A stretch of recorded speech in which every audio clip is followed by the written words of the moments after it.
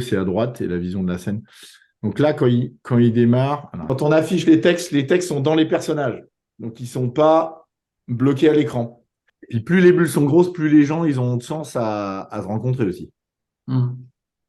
Donc ça influe énormément, en fait. Si tu mets une toute petite bulle, tu vois, j'ai mis des bulles de 1 l'autre jour, les gens ils passaient à côté, même quand ils passent dans la rue. Ouais, là, c'est pas mal. Là, tu vois, plus on met la possibilité d'aller toucher vite, plus les gens vont s'arrêter, en fait. Donc là, tu vois, comme j'ai mis des bulles 2 fois plus grosses que le coup d'avant, bah, les gens vont faire que s'arrêter pour discuter. Ouais, ce que j'allais dire, c'est qu'après, il ne faut pas tomber dans l'excès inverse où. Ils bougent plus. Et là, ça va parce qu'on est dans le transparent. Dès qu'on met un building, si on met un vrai building, ben, on ne voit plus rien. Si je me mets en teinte 2, le même agent, tu vois, si on va en agent, on va se retrouver que comme ça, en fait.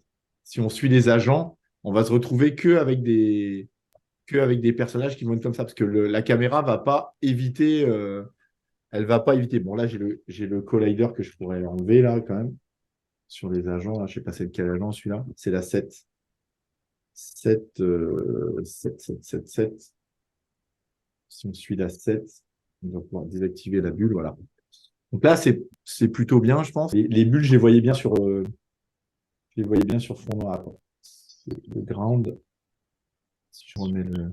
Tu vois, on les voyait bien, les blancs sur fond noir. Si on met sur fond blanc, il faut que je change la couleur des capsules des gens, en fait. Mais là, ouais, non, ça les empêche pas de discuter. Ça peut être sans les bulles. Et si on se met en vision rapprochée, là, on met pas de bulles. J'ai fait. Voilà, c'est suivi d'un agent, donc il n'y a pas besoin de bulles. Et dès qu'on se met en hauteur, je vais activer les bulles. Je peux faire ça, c'est faisable.